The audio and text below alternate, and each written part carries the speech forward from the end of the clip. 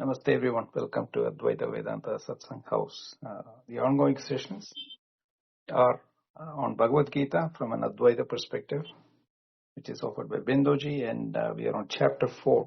So if you want to listen to the replays, the earlier rooms, you can access them at Clubhouse, or you could alternatively go to the Advaita Retold YouTube channel, where it's well cataloged, and you can access even previous talks from earlier sessions.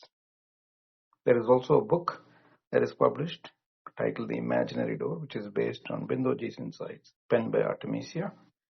The links are provided. They are available on Amazon.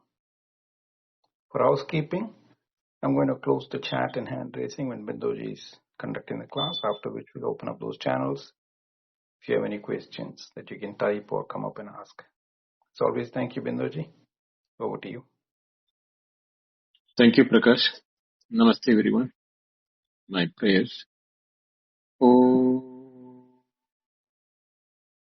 Namo Brahma Dibhyo Brahma Vidya Sampradaya Kartrabhyo Vanshirshibhyo Mahadbhyo Namo Gurubhyam Shruti Smriti Purana Nam Alayam Karunalayam Namami Bhagavad Padam Shankaram Loga Shankaram Shankaram Shankaracharyam Keshavam Badarayanam Sutra Bhashikritau Vande Bhagavantau Punah Punaha Ishvaro Guru Ratmeti Murti Veda Vivagine Vyomavat Vyapta Dehaya Dakshinamurtaye Namaha.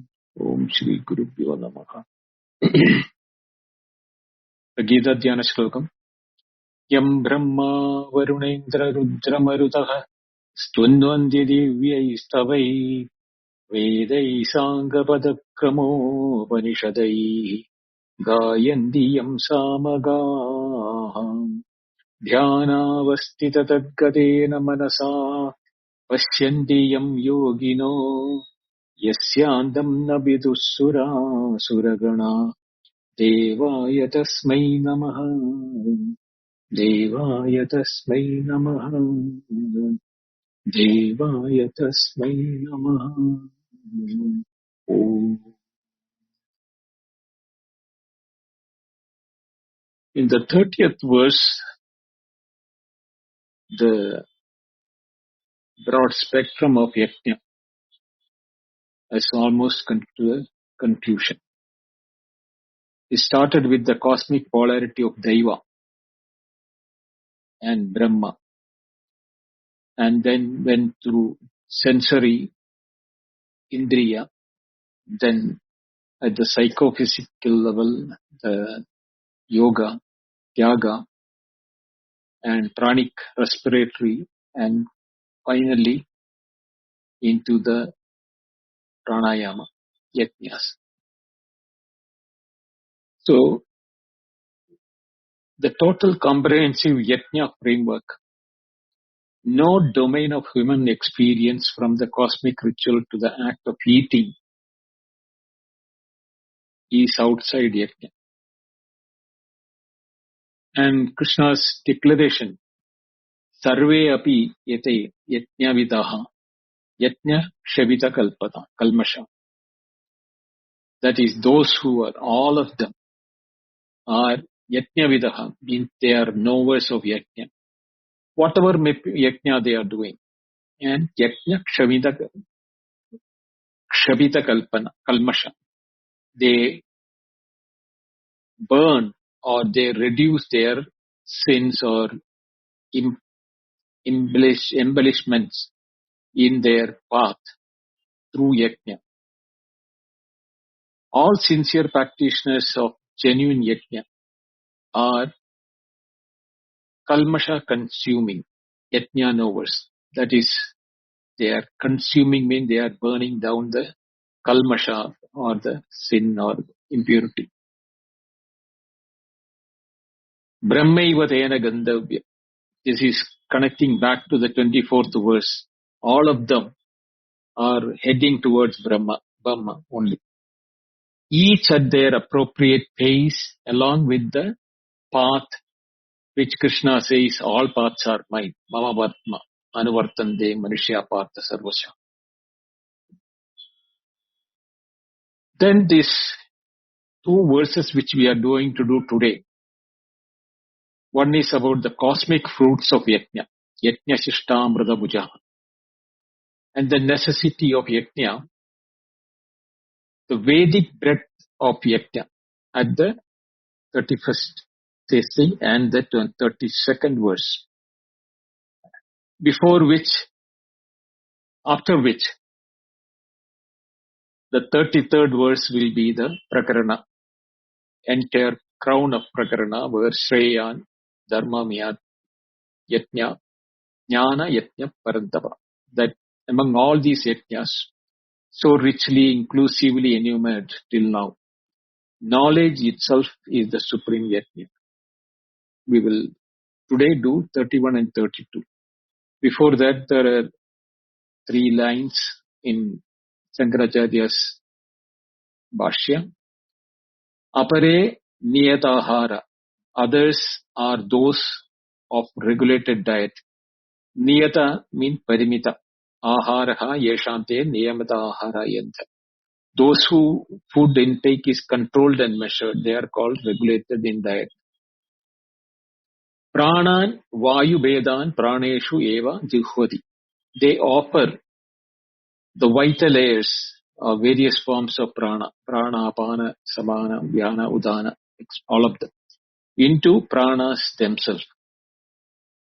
Yasya vayoho jayaha kriyate idaran vayu bedan tasmin juhvadi. Whichever particular vital air is mastered, they offer the other vital functions into that one.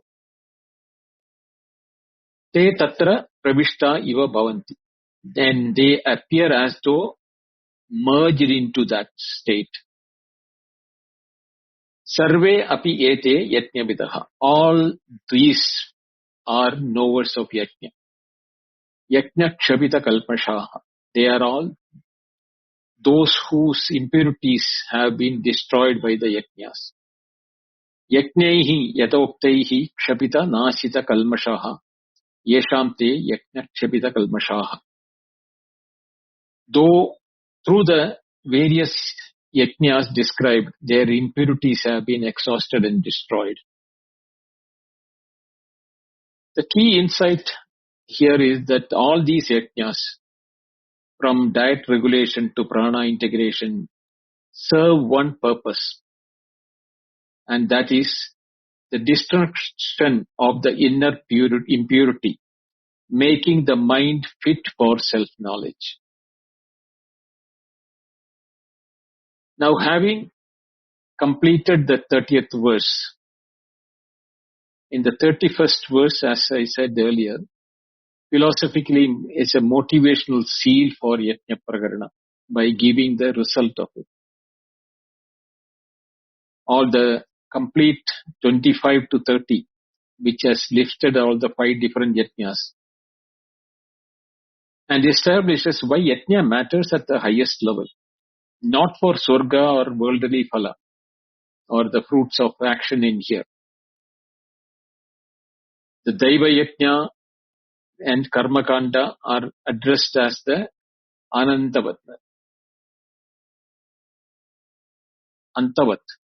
So what happens is that they are all limited in time and space, so their fruits are also limited. But for Brahma Sanatana, the eternal Brahman itself, Brahma Ivatena Gandhavya. So that is where the Brahmarpanam is being heading towards.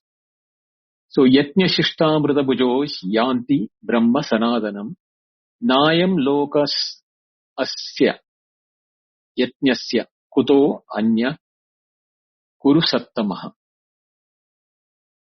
The first declaration in this 31st verse is Yajna Shishtamrita Bhujaha. So it is a compound of 4 words. Yajna Shishta Amrita Bhuja. The first 2 put together is Yajna Shishta, means the remnants or the residue of a Yajna. Leftover oblation. In the Vedic term, it is called Uchishta. After the fire has received its portion, the sacred remnant that is consumed by the priest and the Yajamana as prasada, as a divine grace. This remnant is not a waste. but the most sacred portion, the food that has been consecrated through yajna and transformed by the contact with the divine fire, is now treated as a gift from the or a divine grace. Amrita is the immortality or the deathlessness, the nectar of immortality. That which transcends the cycle of birth and death. And this Yajna Shishta Amrita, all the third word, when the third word is joined, Amrita is joined, it will become the nectar or the immortal reminder of a Yajna. That is the Yajna's remnant, which itself is immortal in nature. Bhuja means enjoy or experience or eat. So Yajna Samshishta Amrita Bhuja, Yajna Shishta Amrita Bhujaha, those who eat enjoy the immortal remnant of Yajna. Now Shankaracharya is reading this into multi-level reading at the grassroots level as a Vedic Yajna, which is ritual and literal. Those who perform the Yajna and eat the prasada or the remnant, consecrated remnant, which has contacted the fire and is the conventional Vedic understanding where the Yajamana and the priest consume the sanctified leftover, Uchishta. At the level 2 is the Karma Yoga level. Those who eat only what remains after Yajna, the principle of Yajna Shishta Sinasandha, which we saw it in the 3rd chapter. Yasta Shishta Sinasando Muchyande Sarva Kilbishaihi. Those who eat the remnants of Yajna are freed from all impurities, Kilbisha.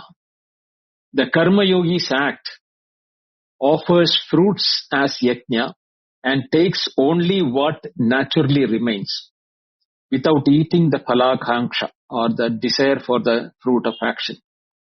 Consuming only what Prarabdha delivers as Yadrichhalava Santushta, as what comes by chance.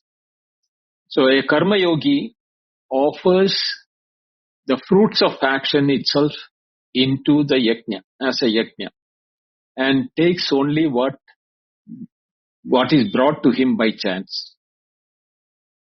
The third and the Advaitic level which Shankaracharya advocates or is taking as the most primary one, the Amrita, that is the remnant of a Yajna, is not a physical food, but the immortal recognition that is left over after Yajna has consumed all kalmasha, means Yajna Kshapita kalmasha. That is, when the Jnana Yajna burns, all karma bija, means seed of action, completely in the Jnanagni, on the fire of knowledge. What remains, Shishta, is not any new acquisition, but ever-present Atman that was always there beneath the impurities. The immortal Amrita, self-luminous Brahman, that becomes the reminder. When all avidya is burnt in the knowledge or Jnanagni, that Yajna, the Yajna Shishtamrita Bhuja, are those who taste the immortal reminder or who abide in the recognition of the deathless Atman. That is what remains when all impurities are consumed in the Yajna of knowledge. So Shankaracharya, for him, the third level makes Yajna Shishtamrita Bhuja synonymous with Jivan Mukta state. The one who abides in the recognition of Amrita Atman, that is the eternal remnant of all Yajna. They consume or they eat this nectar of Amrita, of immortality of Atman, in the sense of continuously. experiencing, continuously living in the recognition of the immortal Brahman, Nitya Trupta, perpetually nourished by the nectar of Atma recognition. So the yajna, jnana yajna, those who are doing that, when all avidya is burned in the knowledge, where the identification with the body-mind complex is seen as a adhyasa or a superimposition when the ignorance was there. That ignorance when is burnt, they do not identify with the body-mind complex anymore as the individuality. They see that I am the Nitya Tripta Atman, eternal and without birth or death, the akarta, non-doer, non-enjoyer of the nature of Atma. Yanti Brahma Sanatana. The destination for those people is they go to the eternal Brahman. The Yajna Simshta Mridabhuja attain, reach or go to the Brahman. That is Sanatana, means eternal, primordial, ancient, without a beginning. The word Sanatana is eternal, perpetually existing. Sana plus Tana. Sana is always. Tana means extended or never ending. Without the beginning or end, primordial. That which extends always, that which is always been present, always.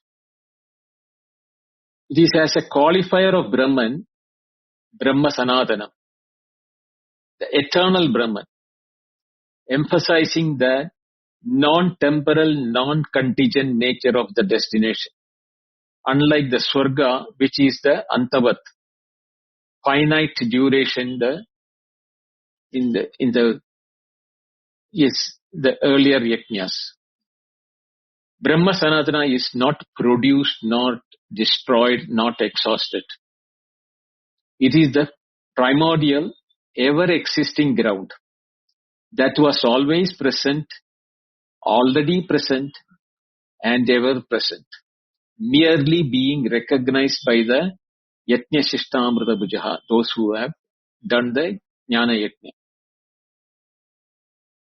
Shankaracharya reads Yanti means to go, they go. Through the same Advaitic definition of Mam Yeti, they reach me, or they abide in me. This we saw it in the 9th verse of the 4th chapter.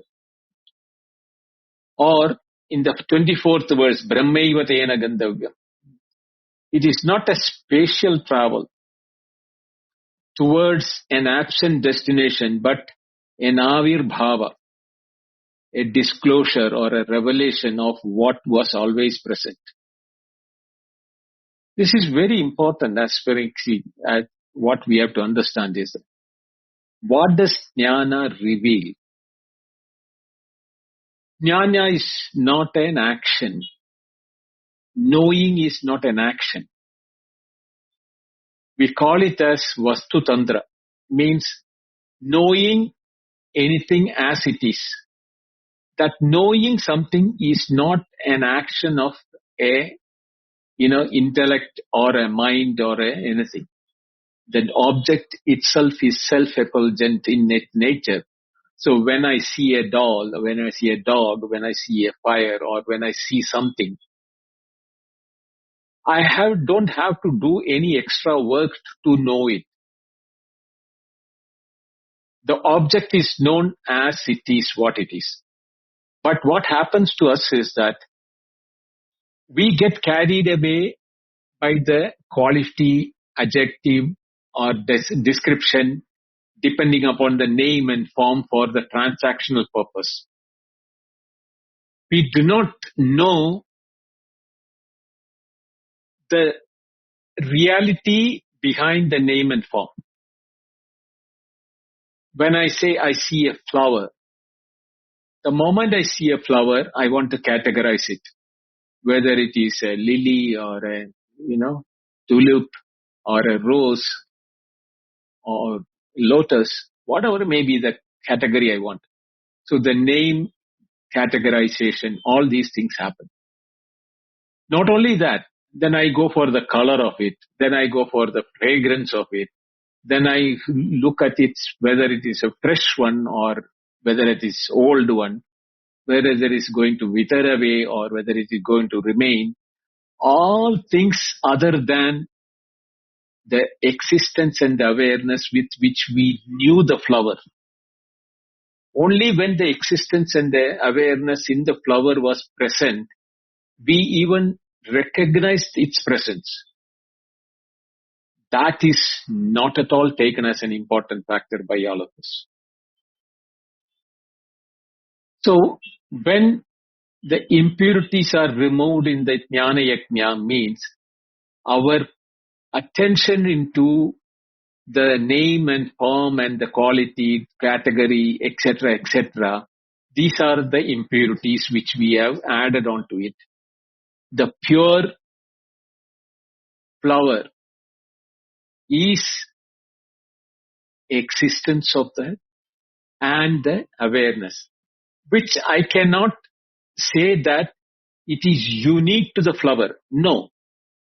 But it is in that the flower appears as a transactional object. So this is what is called the Avirbhava or the revelation of the what is called here, what is already present. So when Yanti Brahma Sanatanam, they arrive at the recognition of the eternal Brahman or the Aparoksha Anubhava of Satchitananda as their own Swarupa. Our Swarupa, when we are doing this Jnana Yajna, the Sat, Chit and Ananda is our Swarupa. I exist, I am. I am aware of my own existence, that is the Chit aspect. And I am the happiest when I am all by myself. The otherness brings limitation into me, either by body, mind, intellect, or the presence of others. But when I am all by myself in me, the only example we can say is the deep sleep. There is nothing other than that. So when the otherness is not there, is my Ananda. That is real true happiness or the bliss. And that recognition or revelation of that as my own Swarupa is the Aparoksha Anubhuti or Aparoksha Anubhava. This Swarupa which was never absent even before, even right now, this very moment, but merely covered by the impurities or avidya, until the yajna consumes the avidya and the self-effulgent Atma or my Swarupa is known to me. It is not that I was not there, like the 10th man example. So this is what the whole purpose of Jnana Yajna. The qualifier Sanatana is specifically chosen to contrast with Antavat Phala, the finite results of Karmakanda and Sakama Yajna. Surga is not Sanatana. Brahma Loka also is not Sanatana. Even the Brahma of the Brahma Loka is subject to Pralaya. Krishna will say in the 8th chapter, 17th verse. Only Brahman, not Brahma. Brahman is Sanatana. Avyaya, Akshara, Nitya. In the destination both called Gantavyam. That is, so this word Gantavyam has got a beauty in it. Those who are familiar with Sanskrit, the gam dhatu is also used for here gantavyam. But gam also has got knowledge also, as I say. So gandavyam doesn't mean to be reaching. It is to be knowing also. So the yajna, diverse yajnas all converge toward the single Sanatana destination. Each yajna consuming more and more impurities. Each consumption revealing more and more toward the inner immortal Brahman. That was always the beneath them. Then that Nayam Loko Asya. Nayam Loko Sti Ayajanasya. Kuto Yatnya. Kuto Nyaha. So, Na Ayam. It is not even this world. Lokaha. Asti will exist. Ayatnyasya. Or a non-practitioner of Yatnya. So, Ayatnyasya is of Ajnani, the ignorant person. Then genitive non-possession. Then the thing is that one who performs no yajna. He doesn't know even what is a yajna. For him, na ayam loka asti. Not only this world, this lokaha, manishya loka, human world, where the yajna is possible because of the human form. Even that doesn't exist for him. Like he is like an animal. The ayatni does not even properly possess this world, let alone higher world. So, Nayam Lokaha, this statement is not a curse or a divine punishment, but a natural consequence following from the structure of existence. In the Vedic the Vedic view, the social fabric is sustained by yajna, which we studied in the 3rd chapter, 10th to 14th verse, establishing that cosmic yajna cycle. Parjanya, the rain, the food, the being, the action, yajna and Brahman. That is the cosmic cycle which we study. One who takes from this cycle without contributing to the cycle, or who eats without offering, is called a stena. He is called a thief, who steals from the cosmic order. Such one does not truly have this world in the sense that rightful participation in the cosmic economy of yajna. They consume without offering, disrupting the cycle. This world, Ihaloka, is therefore not genuinely theirs. They inhabit it as a parasite. So they are called parasites. A cosmic order in a cosmic order of the parasite of God, the parasite of the cosmic order, rather than a contributing participant. At the Advaitic level, ayatni, one who doesn't do the yajna, is the one who never performs any form of yajna, is one whose kalmasha is never consumed. With kalmasha intact, the avarana of avidya remains thick, the Atman self-luminosity remains clouded and veiled. Kartratu abhimana of the ahankara, the ego, and the desire-driven action. Karma bandha accumulates continuously, pushing them again and again to birth and death.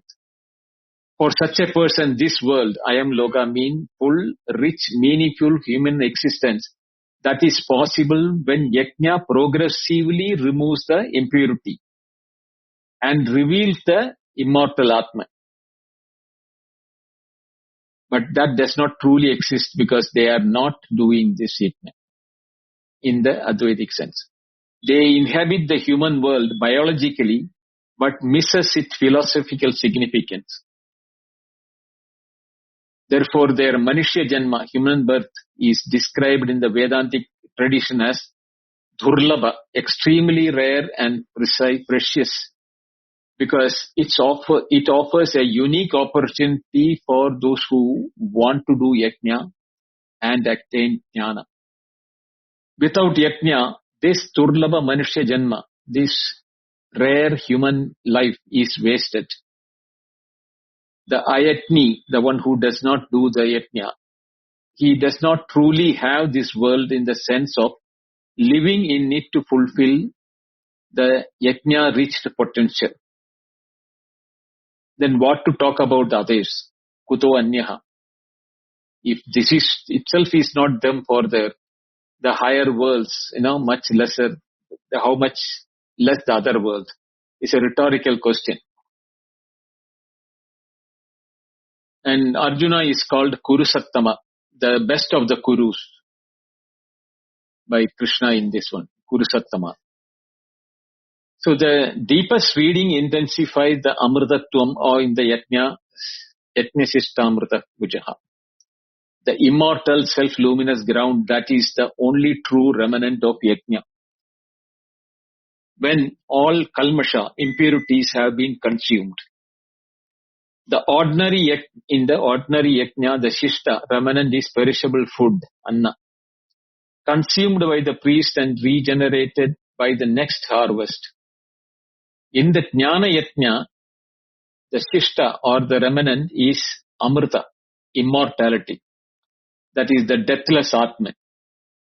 Consumed in the sense of directly experienced. When the word bhuja is used, it is not that it is something to be consumed by the body, but it is directly experienced beyond the body as the Swarupa, as one's own Swarupa.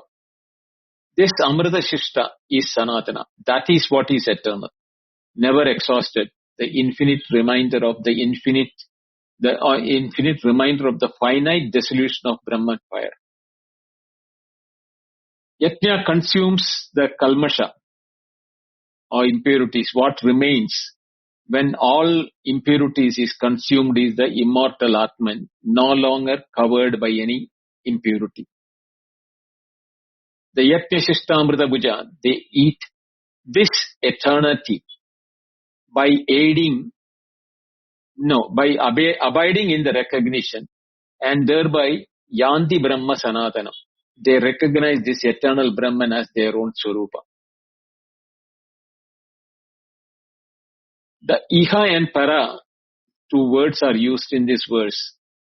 Iha means in this world, Para, the other world. Establishing Yajna as a necessary for complete existence at all levels. Vyavaharika completeness, Ihaloka, participation in the cosmic Yajna cycle that sustain the social, ecological and cosmic order, without which even human world is not properly enjoyed. Paramarthika completeness, or Brahma Sanatana, the recognition of the eternal Brahman as one's own Swarupa. It is the ultimate Para. The non-Yajna doing person loses both. The Yajna Vida, the one who does the Yajna, gains both, and gains the Para as the finite ground within which this world is also properly situated. So this world is not outside his praviri. That is why he is called a Jivan Mukta. When Brahma Sanatana is attained, Ayam Lokaha, this world is also properly enjoyed by the knower of Brahman, seen as a Vivarta of Brahman, the cosmic Yajna of Parameshwara's Atma Mayaya, fully owned by one's own recognition in his ground. So when the Jivan Mukta realizes and abides in the Atman, he is not seeing this world as how we see it in our transactional Vyavaharika sense. He sees it as a Vivarta, or a appearance in the consciousness or awareness. The Sanatana Brahman, as a qualifier for Brahman, is this verse creates a deliberate echo with the Avatara Prakarana, which we started with, third verse. where it was declared that the teaching started with Puratanaha, from primordial, Vivaswan, etc., for establishing Dharma Samsthapanam as the purpose of each avatara. Then 24th verse declared the Brahmaiva Danya Gandhavya as the destination of Brahma Karma Samadhi. And this verse, now 31, names the destination as Brahma Sanatana, or the eternal primordial Brahman, connecting the verse's conclusion to this chapter's opening and cosmic declarations and closing the chapter's philosophical arc. The teaching of yoga declared by Krishna as Avyaya leads to the destination Brahman, declared as Sanatana. Both teaching and the destinations are beyond time. And the practitioner who follows this teaching through yajna reaches this timeless, that is the Sanatana, through the transformation of time-bound action. You reach timelessness through the time-bound action. Therefore, it is Brahma Karma Samadhi. Brahma is timelessness, Karma is time-bound, Samadhi is abidance.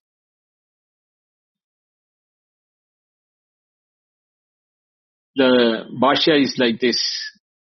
Yajna Shishtamrita Bhujaha, those who partake of the nectar that remains in the sacrifice.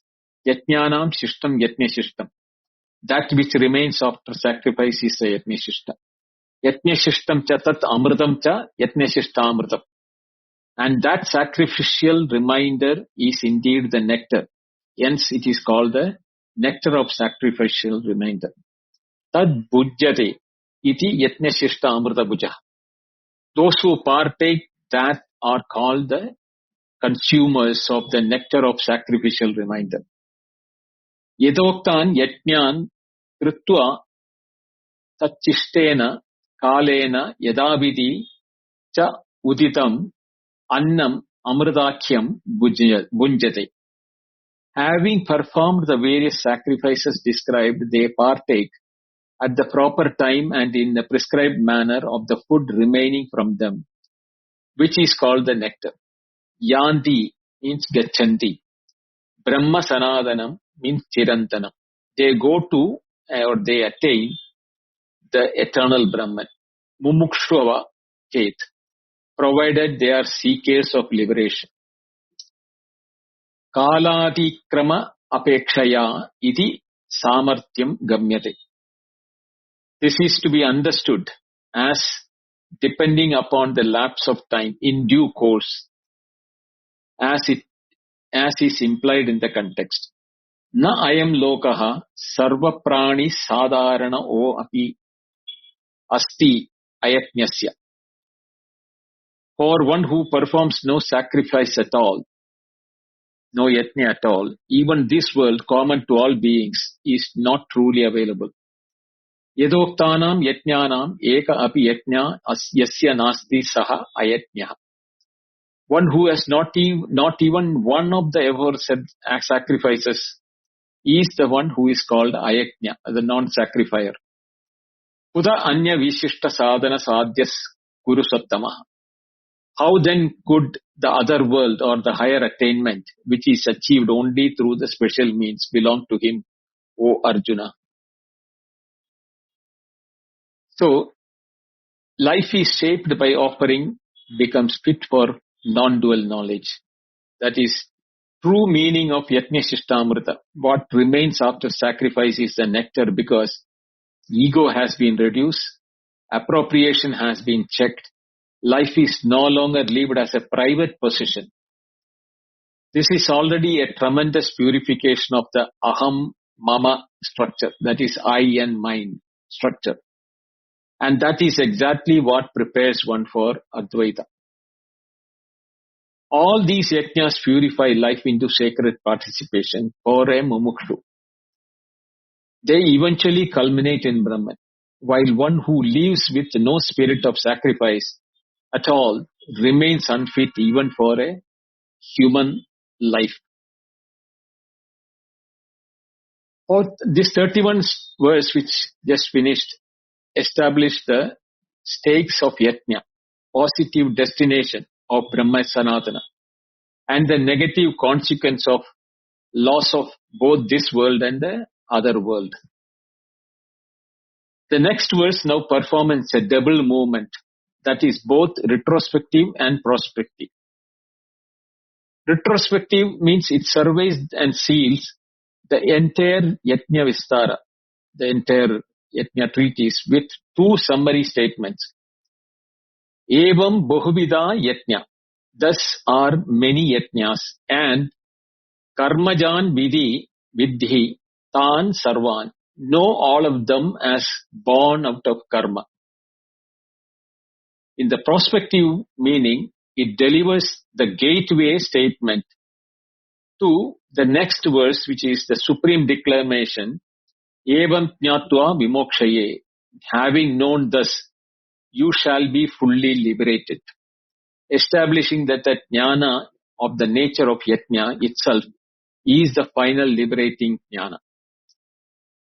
The 32nd verse is Evam Bahuvida Yajna Vidata Brahmano Mukhe Karmajan Vidhi Tan Sarvan Evam Jnatva Vimokshase. Evam Bahuvida Yajna Vidata Brahmano Mukhe. Evam means thus. Bahuvida Yajna means many formed yajnas, where, all the type of yajnas are being given, many kinds. The irreducible diversity of genuine sadhana. Many yajnas are not arbitrary, but reflect genuine diversity of human adhikara, swabhava and prakarana. Based on the Chaturvanya Maya Srishta, Guna Karma Vivagasha, because of that. So therefore, Bahuvida, many formedness is not a confusion, but a cosmic richness. Krishna, who responds to this very approach, Ye Yatta Mam Prapadyante, has provided the yajna form appropriate to every adhikari. They reach me through all means. Vidata Brahmano Mukhe, spread across the face of Brahman. This phrase is the most philosophically evocative in the verse, receives a very rich commentary from Shankaracharya. Vidata means spread out, extended, or to diffuse. Diffused across. Brahmana Mukhe means in or at the mouth or face of Brahman. So what is Brahmana Mukhe? There are two readings which both are significant. The first reading is Veda as Brahman's mouth. Brahmano Mukham means the Veda. The mouth of Brahman, that means the Veda is frequently described as proceeding from the mouth of Brahman. Mukhat Sama, etc. Veda Shishcha Sarvaihi Ahameva Vedya. In the Bhagavad Gita, 15th chapter, it will come. Yajna as spread across the face of Brahman in the sense of being declared and pervaded by the Veda.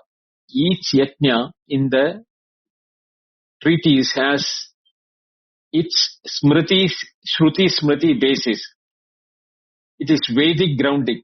Vidata Brahmano Mukhe means spread throughout the Veda, which is the Brahman's own expression. The next reading or the other reading is Brahman as the pervading ground. Brahmana Mukham means the presence of Brahman. Brahman as an all-pervading ground in whose presence all yajnas are spread or taking place. This reading aligns with the Sarvam Khaluvidam Brahma, that all yajnas, being real activities within the field of Brahman, non-dual existence, and are spread across the perversity of Brahman. The yajnas are not separate from Brahman, but are in its own diverse expression. The cosmic yajna of Brahman manifesting as many yajnas in Vistara. That is why Brahma Arpanam, Brahma Havi, Brahmagno, Brahmana Hudam, Brahmaiva Tena Gandavyam, Brahma Karma Samadhina. Everything is Brahman. Shankaracharya accepts both the reading as complementary to each other. The Yajnadas declared by the Vedas and simultaneously Brahman as a pervaded is explained or is diverged in the Vedas through the Upanishads. Together they establish these yajnas are authentically authorized by the Veda and ontologically grounded in the Upanishads and the Brahman, where it is Veda.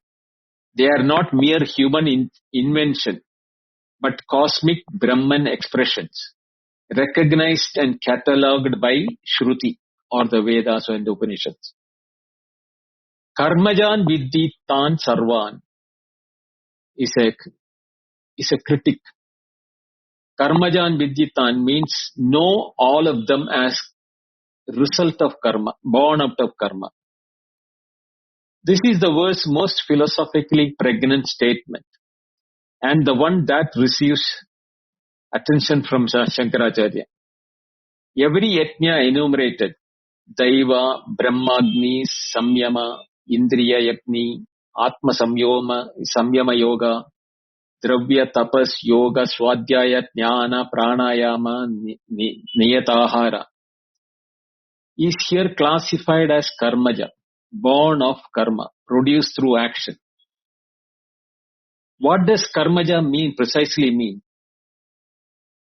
The word meaning is born of action, produced through action. Whereas Shankaracharya analyzes it as all the yajnas described involve action. Even the most internalized jnana yajna described in the 28th verse, or the swadhyaya yajna, or the yoga yajna, involve the action of the antakarana, the deliberate engagement of manana, nididhyasana, dhyana, pratyahara, etc. They are karmaja, in the sense they are activities. They are karya, mean things to be done. Sadhanani means instruments or the means of doing it. Uses upaya, approaches. As karmaja, they produce karmaja phala. They produce the result of the action. Appropriate to the action-based sadhana. So the purification of antakarana will result in chitta shuddhi. Reduction of kalmasha or the impurities. Yajna kshevita kalmasha. That is one thing. And preparation for jnana. Jnana adhikara utpadana. And even krama mukti. The gradual liberation through devayana path. Through brahmaloka and then krama mukti. But here is the critical Advaitic point which Shankaracharya wants to drive us home. Even the most elevated karmaja phala is not identical with the tattva jnana. The direct, immediate recognition of Atman as Brahman, the Aham Brahmasmi event, that constitutes a moksha, kevalat jnanat moksha. The yajnas produce purification, readiness, proximity to liberation. But the liberation itself, vimoksha, comes from jnana, not from yajna action. This is Shankaracharya's definitive anti-samuchaya, means anti-combination statement of yajna prakarana. Even the jnana yajna, as described in the 28th verse among the catalogue of yajna types, is karmaja, that is deliberate practice of cultivating jnana through shravana manana nididhyasana. It is a sadhana, a karma of the antakarana. The actual jnana that liberates the aparokshanubhuti or the atma sakshatkara is not a product of shravana manana nididhyasana. Na karmana na prajaya nanena dhyane girine amrutatva manashuku. In the Mundaka Upanishad. But the self-revelation of the always present Atman, when karma is produced, chitta shuddhi has removed the avarana sufficiently for the self-illumining Atma to arise. Therefore, Shankaracharya establishes karmaja yajna leads to andakarna shuddhi, and that leads to the jnana arising, not produced or revealed, but revealed. And that leads to moksha, complete liberation. The karmaja yajnas are the causal nexus that produces shuddhi. Jnana is the revelation. That occurs in the purified andakarana. Vimoksha or moksha is the fruit of jnana, not the yajna directly. This is why the 32nd verse, this current verse, Karmajan vidhi tan sarvan, know all them as born out of karma actions, as sadhanas producing shuddhi, and even jnatva vimokshaye, knowing this or through jnana you shall be liberated, is the final statement. Therefore, liberation comes from jnana, which the karmaja yajna prepares for, but cannot themselves produce. That is why Krishna finally says that evam jnatva vimokshase. Having known this, you shall be completely liberated. This declaration structurally echoes the 4:16 yat jnatva mokshase ashubhat, knowing which you shall be freed from the ashubha, the bad event. But with the two significant difference. The object of knowing, evam, here there is a difference. In the 16th, yat jnatva referred to karma vichara. What is karma, akarma, vikarma, etc. Whereas here, evam is jnatva refers to the knowledge of the yajna prakarana entire teaching, including the speciality of the yajna that all yajnas are karmaja, born out of actions. And jnana yajna is supreme, which is going to be elaborated in the next verse. And the Brahma Karma Samadhi, which has been mentioned in the 24th verse, Brahmarpanam, is the ground in which all yajna finds completion. And that is itself is the yajna shishtamrita, is the eternal Brahman itself. The vimokshase verb, you shall be completely or thoroughly liberated. The prefix vi is intensifying, otherwise mokshase would have been enough. Vimokshase is the intensifying nature, not partially, not temporarily, but completely, definitively, in an irreversible way. Vimokshase is stronger than mokshase because of the vi asserts completeness and finality.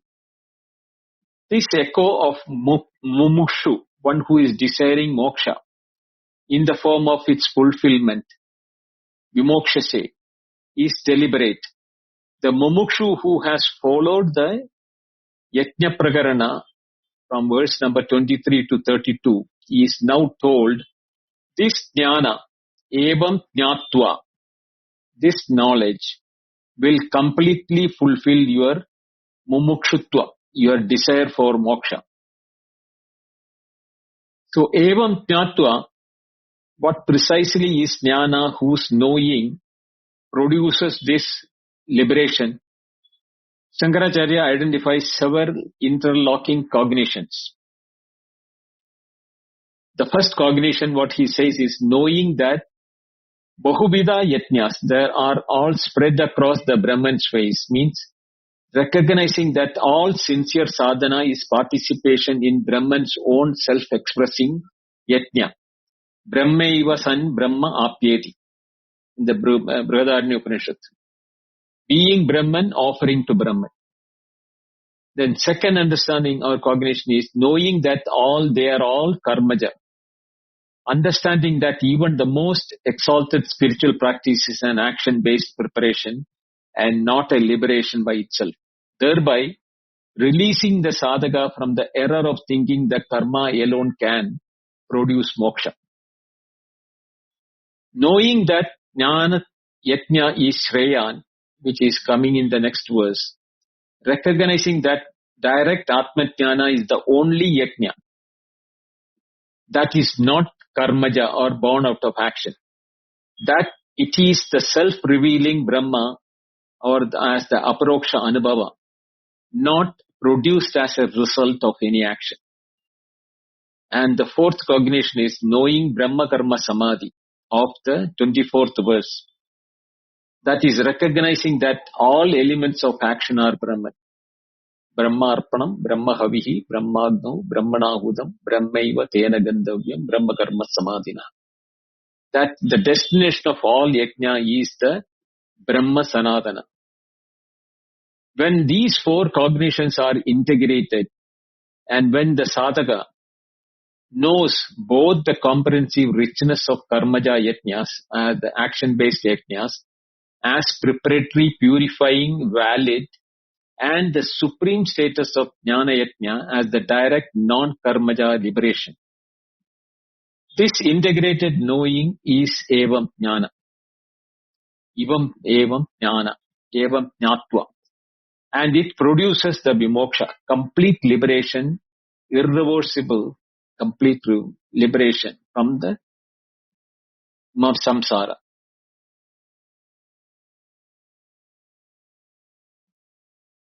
This is the yajna prakarana, which is diverse in all natures. So, karmajan viddittan sarvan is thus the penultimate step in the character's most important logical progression, creating the philosophical necessity for the distinction between action-based yajnas, which is all listed above, and the jnana yajna, which is coming in the next verse, that transcends the karmaja framework entirely.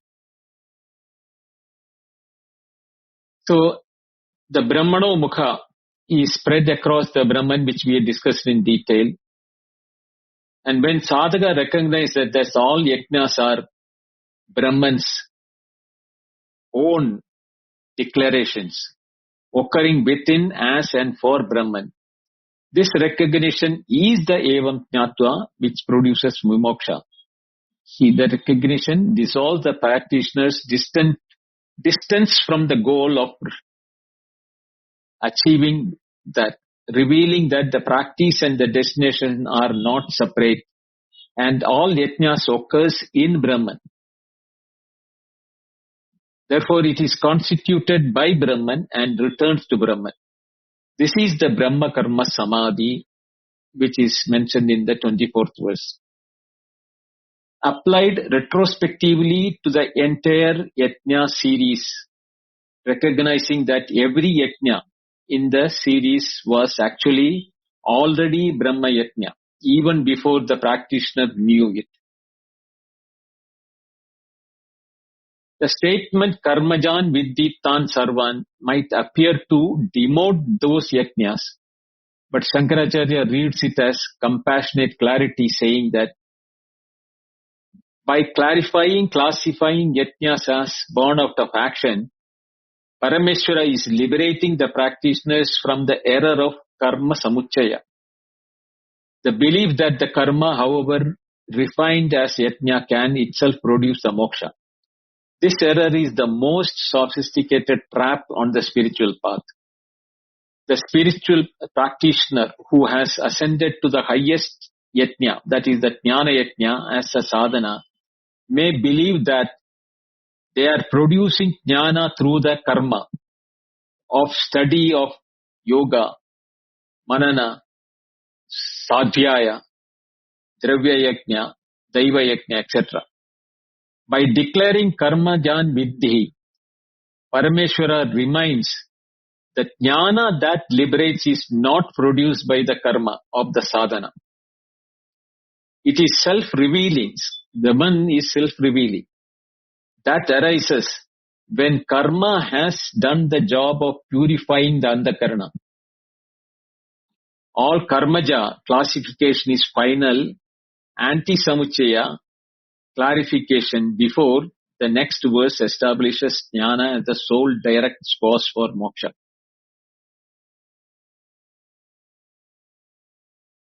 The Bhashya is about 3-4 sentences. Let us read that so that we can go to the 33rd verse on Friday. Tomorrow we won't be having class. Evam yatokta bahuda vida bahuprakaраha yajna. Thus various kinds of sacrifices described earlier in many forms. Vitata vistirnaha brahmano vedasya mukhe dwara are spread out in the mouth or the source of the doorway of the Brahman, which is the Veda. Vedadvarena avagamyamanaha brahmano mukhe vitata uchyante. They are said to be spread out in the mouth of Brahman because they are known through the gateway of Veda. Tadyata vachi hi pranam juhuma ityadeha. As in the Vedic passage such as we offer prana into speech, etc. Karmajan kaika vachika manasa karmodbhavan viddhi tan sarvan. Karmajan means know all these yajnas to be born of arising of bodily, verbal and mental activities. Anatmajan, they do not belong to the self. Nirvyaparaha is Atma, or the Atma indeed is actionless, is akarta. Ataha evam jnatva vimokshase ashubhat. Therefore, knowing this, you shall be freed from the samsara. Na madhya vyapara ime nirvyaparaha aham udasinaha. These are not the self's activity. Mad vyapara, the self activities. I am actionless and unattached. Nirvyaparaha, I am udasinaha. Ityevam jnatva asmat samyak darshanat mokshase samsara bandhanat. Knowing this, through this right knowledge, you will be liberated from the bondage of samsara forever. This is the turning point. These yajnas are Vedic, they are valid, they are sanctioned as per the Shruti. They are not dismissed as useless. But remember, they are karmajan, born out of action. Kaika, vachika, manasika, body, speech and mind. Anatmajan, they do not belong to the self because self is akarta. Even the most refined yajnas, whether it is pranayama, self-control, austerity, study, all are within the field of prakriti, body-mind complex. Nirvyapara hi atma. This self is actionless. So why perform yajna then? Because ignorance operates at the level of the mind. Purification is needed at the mind level. Yajnas prepare the mind, but they do not touch the self. Shankaracharya now gives the final instruction. Therefore, know, viddhi, they are not my actions. I am actionless. I am unattached, udasinaha. This is the samyak darshan or the right knowledge. This is one of the clearest Advaitic declaration in the chapter where karma has been separated out from jnana. Therefore, even the highest yajnas are still within duality, still involve a doer and still involve a process and therefore cannot liberate directly. A liberation is only through knowledge, not ritual discipline, breath or austerity. The bondage is due to misidentification that I am the doer. Karta aham iti manyate. Ahankara vimoodatma karta aham iti manyate. Shankaracharya replies that these are not my actions. When Atmas, from the point of view Atma, these are not his actions. So, there is one No, actually, I think that is next to lines beginning. Okay, I'll take it tomorrow, Friday. So tomorrow we won't be having a class because I have the other lecture, and we will continue the 33rd verse, which is about the Jnana Yajna on the Friday. Om Purnamada Purnamidam Purnat Purnamudachyate Purnasya Purnamadaya Purnameva Vasishyate Om Shanti Shanti Shanti Harihi Om Shri Gurubhyo Namaha Harihi Om. Thank you. Dhanyavad.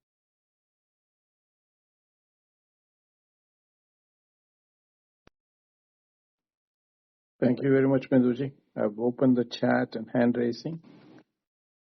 If there are any follow-up questions or discussions.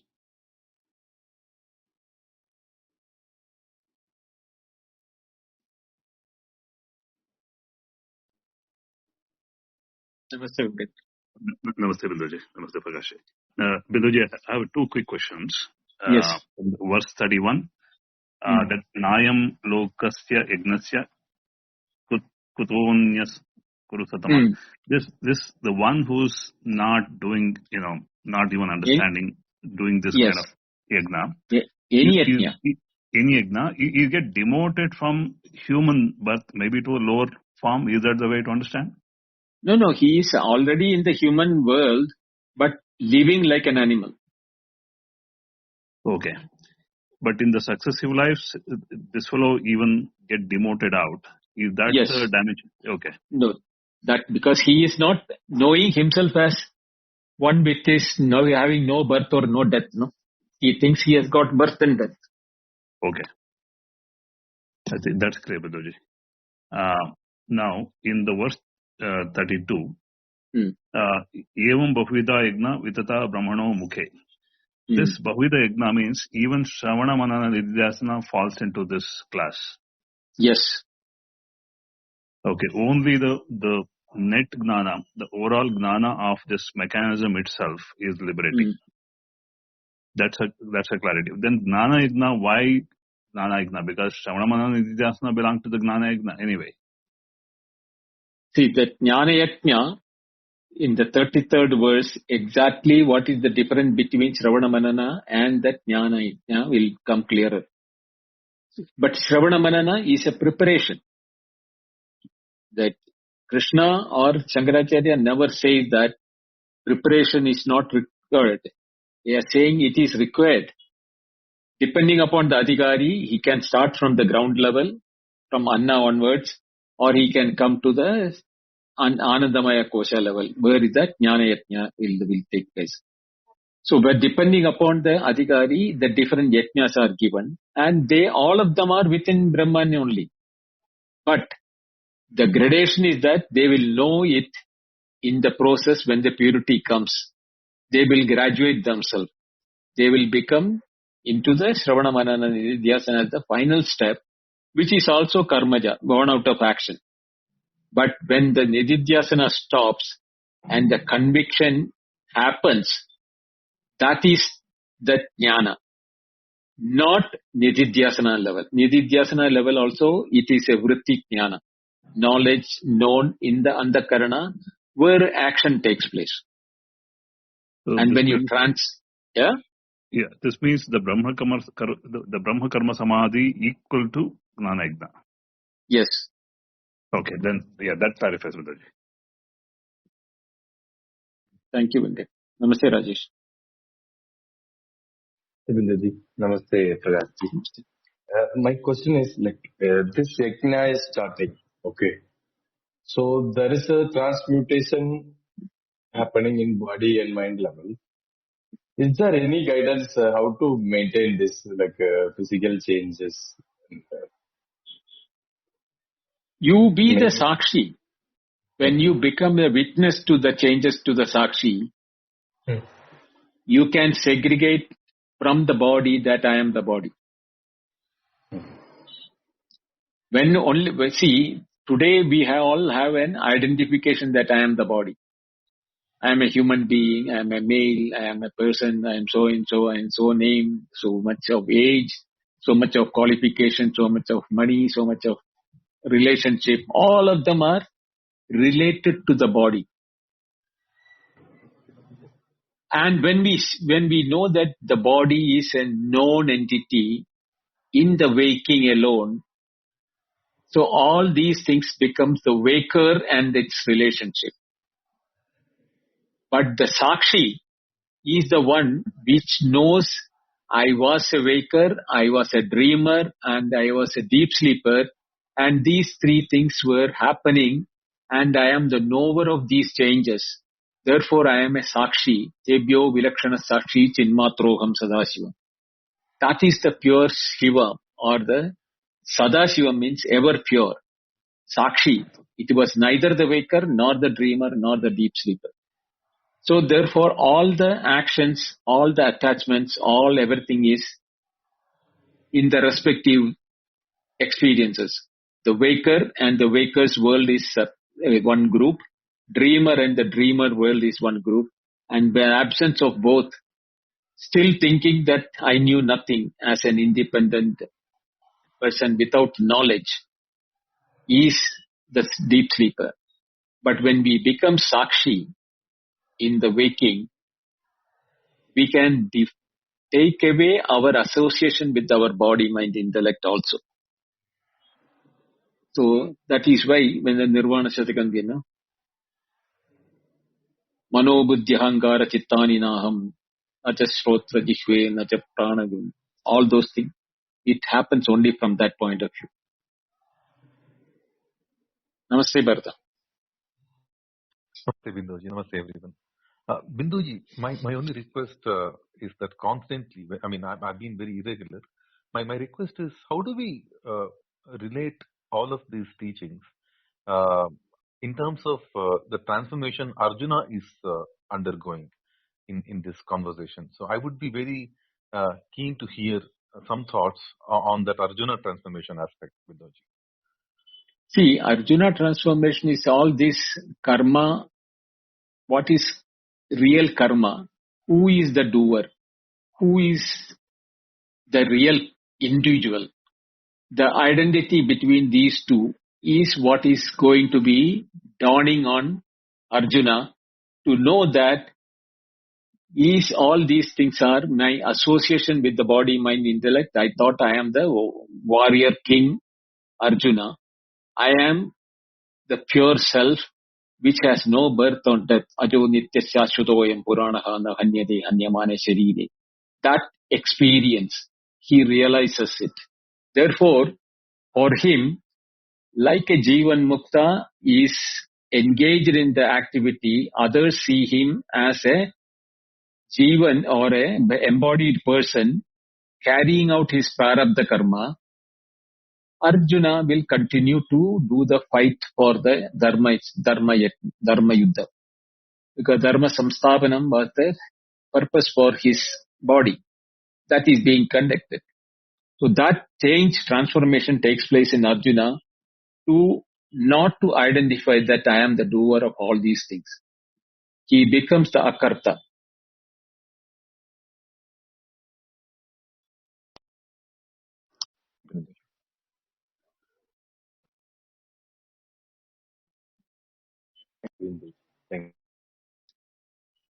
Thank you. So tomorrow I am going to talk on this only, actually speaking, in the Indica.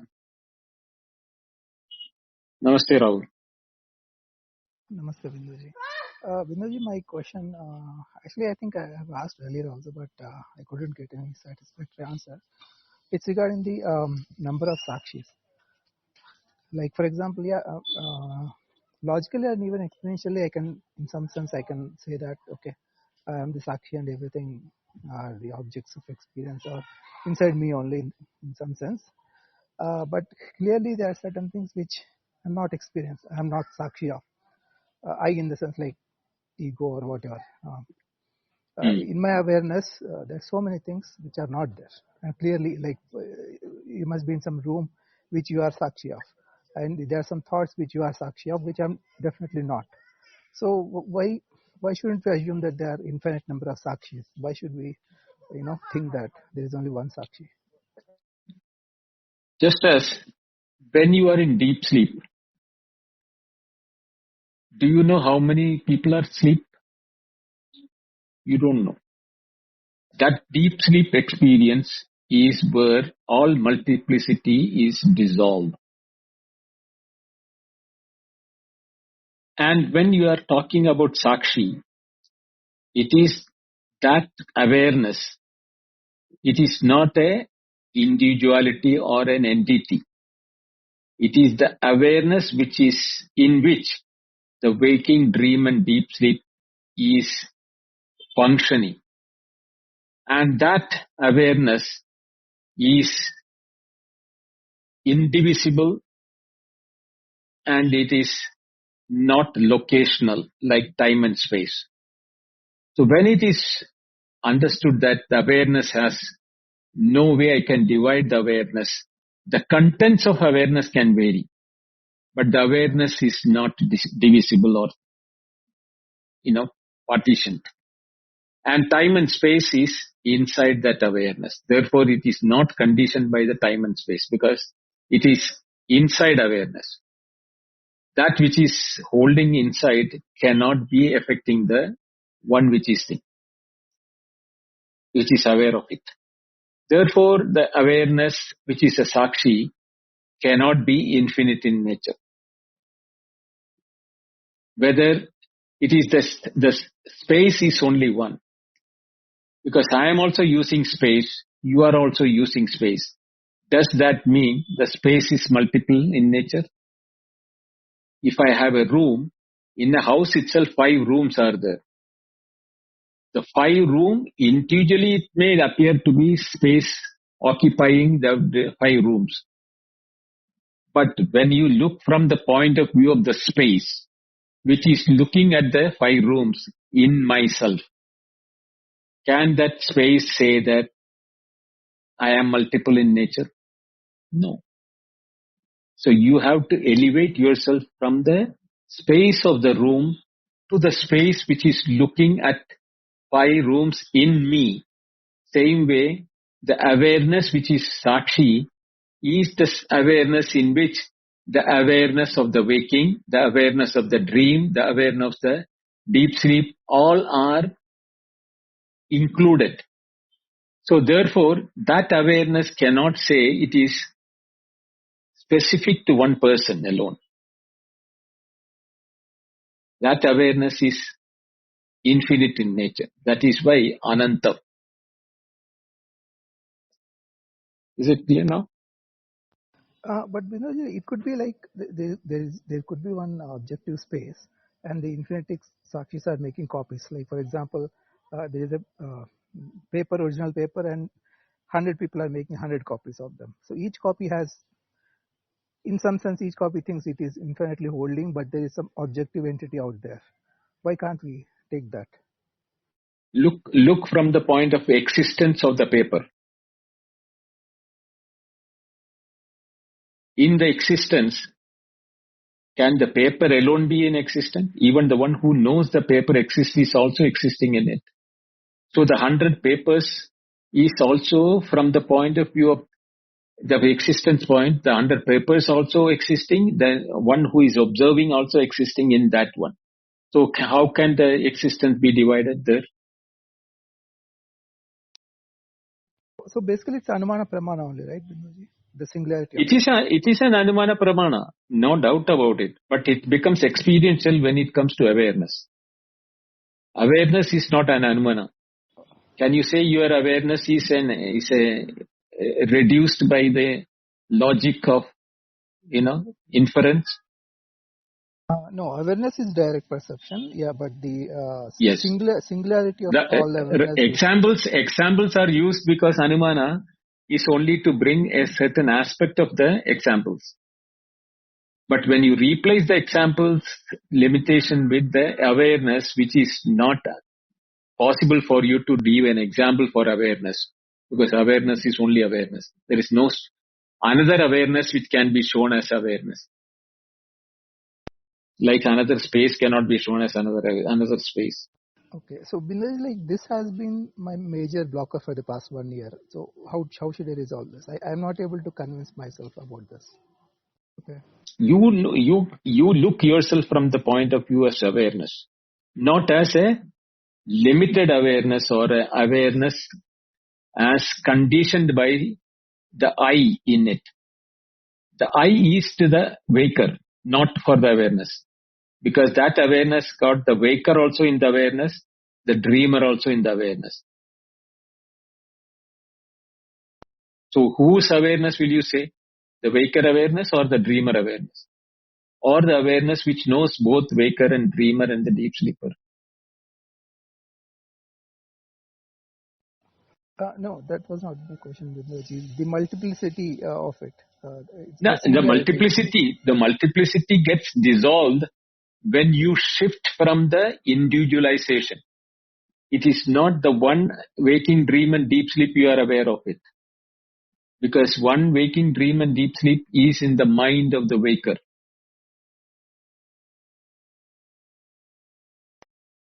You are even aware of that. Okay. Okay, so I should focus on this particular technique then. Yeah, this is one technique. Otherwise, you can use that 80-80. Whatever is observed is, I am not the observed. I am the observer. Keep on negating all observed. Everything what is observed has to be negated. And then what Bhada Avadi means at the end of that cancellation, saying not this, not this. What remains? That is you, Tattvamasi. That becomes you. Okay, sure. Yeah. Thanks, Binduji. You are in India or in? I'm in India only, Binduji, for vacation. So that's why I thought if possible, if I Okay. can meet you. Okay, when are you returning? I'll be here for at least maybe a couple of months. Okay. Are there any session in your place which I can physically attend, Binduji? No, nothing here. Tomorrow one online this thing is a lecture is there. Okay. Other than the Bhagavad Gita classes will continue. Okay. Okay, Rahul. Thank you. Prakash? Yes, Binduji, I think Breck accidentally might have raised his hand. He's seen Yeah, it's accidentally, I think. Yeah. Kuma wants to come up. Okay. Namaskar, everyone, Binduji. I missed Namaste, Ma. the theory, but I kind of just fell. And the word awareness, Let's just go back to how is a word happen in us. And I learned from the perspective of the heart eye from a master teacher who taught for many years. He's going to be 70 this year, and he's going to stop teaching. And when I met him in person, and I have his book here, and one part that struck me is that the heart eye can perceive five ways. First, as word. Second, as manopod, the picture. Picture, word. And once you get deep into meditation on the jhana, it's going to become a story or jhana to look at the past or the future. And then Banyatam. Banyatam is more like a mind map to me. Like if you have a word, it's going to drag, if you like, I have this game in me, like how do I layer my seeing and separate it all back into 0 point? Because we have the discussion the other day. All letter, all language, according to the quantum field, is going to just be 0 to 9. But the algorithm and mathematics and those are not normal for a human being. And we are just going to be the user.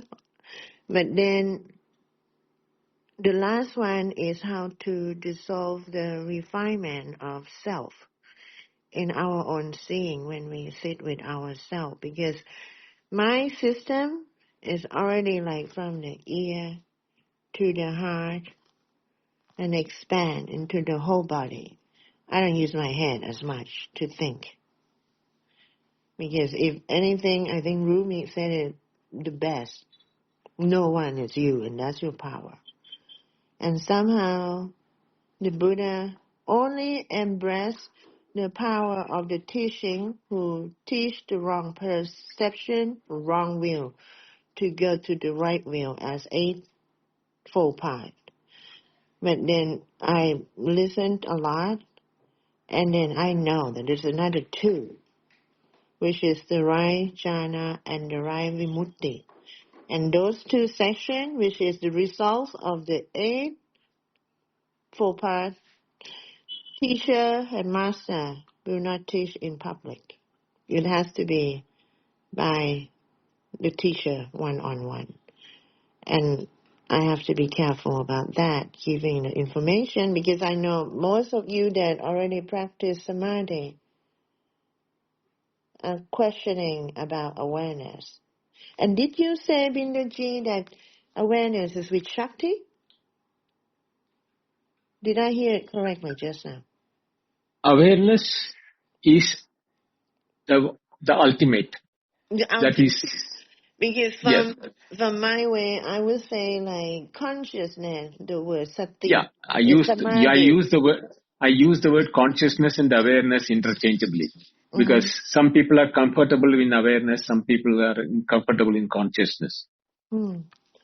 And Because what happens is that when I use the word consciousness, lot of people have idea that consciousness is something different from me.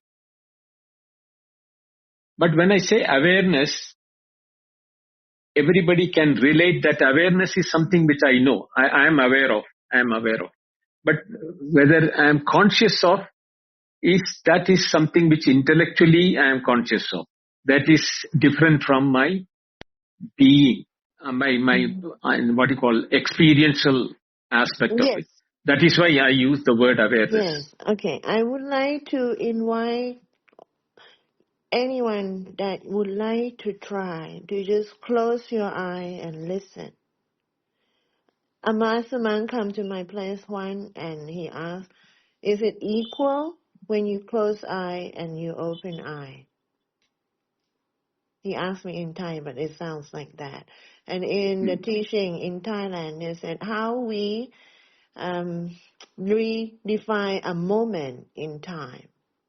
You have to be a moment or an octave or a point or a word or a concept. And because English is limited and it's a Yes, backward spell, but all language that present in the pyramid, that is different, because Thai alphabet also come out of the square. But I met a being who gave me the compass, and he is the keeper of the Illustrious language, even an older, and he is a long story. I met him from here also on yeah. Clubhouse. That's why we Hmm. say the pure mind is the pure mind where there are no language, no words. I get that. Then only the mind can Yes, imagine. but then I would like to invite everyone to just come back to the mouth, because I learned so much from this app about energy and how to be controlled. And not many people on this app held my energy like Elder in this room.